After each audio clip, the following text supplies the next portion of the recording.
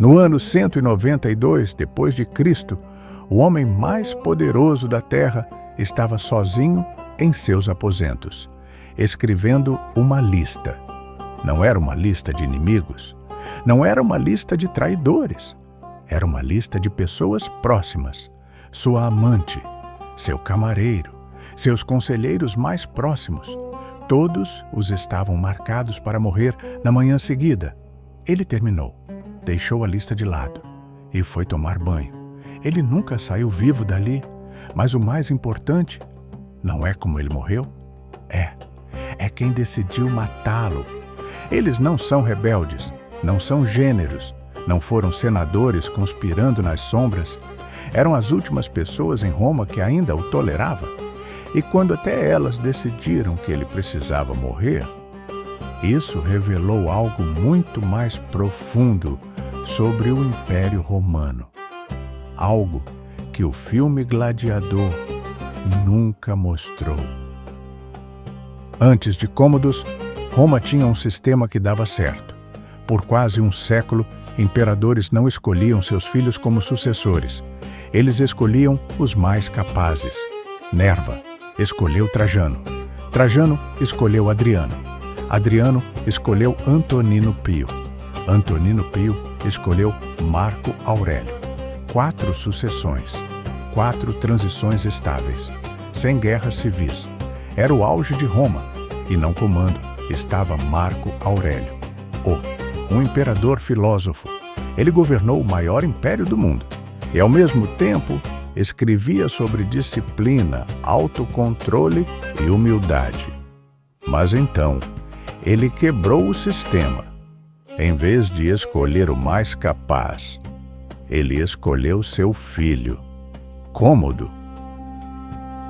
Em 180 depois de Cristo, Marco Aurélio morre e Roma passa para as mãos de um jovem de 18 anos, que nunca comandou um exército, nunca governou uma província e cresceu ouvindo que tudo no mundo já era dele.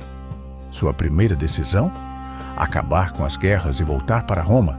Parecia paz, mas era o começo de algo pior. Cômodos não quer governar. Ele delegava tudo, entregava o poder e os favores. Homens escolhidos não por competência, mas por conveniência. E quando esses homens se tornaram um problema, ele os descartava, sem hesitação, sem lealdade. Em 182 depois de Cristo, surta uma conspiração dentro da própria família imperial, liderada por sua irmã. O plano era simples: matar o imperador. Mas o assassino hesitou e disse: "O Senado manda lembranças." Foi o suficiente. Ele falhou. E naquele momento, Cômodos mudou para sempre. Depois disso, ninguém era confiável. Senadores foram executados, exilados, forçados ao suicídio, mas não de uma vez. Constante, sem padrão, sem lógica clara. Roma deixou de ser um governo e virou um espetáculo. Cômodos não apenas assistia aos jogos, ele participava centenas de vezes. Mas não eram lutas reais, eram encenações. Seus oponentes eram feridos antes, desarmados, ou instruídos a perder. E o mais importante, o Senado era obrigado a assistir. Eles eram postos nas primeiras fileiras, à vista de todos, observados, e tinham que aplaudir, sempre. Qualquer expressão de desaprovação talvez pudesse ser a última. Um dia, após matar vários avestruzes, Cômodos pegou uma cabeça decepada, caminhou até o Senado e ficou olhando para eles, em silêncio. Alguns senadores quiseram rir. Era absurdo demais, mas rir significava morrer. Então eles fazem algo inacreditável. Começaram a mastigar folhas para impedir que seus rostos demonstrassem quaisquer emoção. Com o tempo, uma arena não bastava. Cômodos veio a se apresentar como Hércules, não como fantasia, como identidade. Mandou construir estádios, renomeou instituições, renomeou os meses e então renomeou a própria cidade de Roma. E o Senado aprovou tudo, não porque credenciavam, mas porque tinham medo. No final de 192 d.C., tudo chegou ao limite. Cômodos escreveu uma lista. As próximas pessoas a morrer, incluindo seu chefe da guarda, seu camareiro e sua própria amada, Márcia.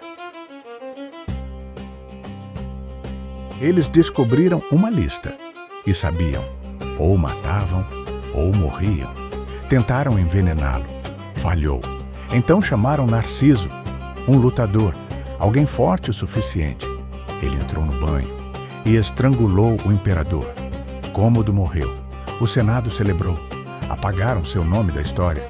Mas o problema não era apenas ele. Era o que viria depois. Porque eles estavam sem plano, sem estrutura e, em poucos meses, imperadores assassinos. O trono vendido em leilão, guerras civis. O sistema que sustentava Roma ruiu. Cômodos não destruiu Roma de uma só vez. Ele fez algo pior. Ele deixou que o próprio sistema destruísse, até não sobrar nada. E quando ele caiu, o império ainda estava de pé por fora, mas por dentro já tinha desmoronado.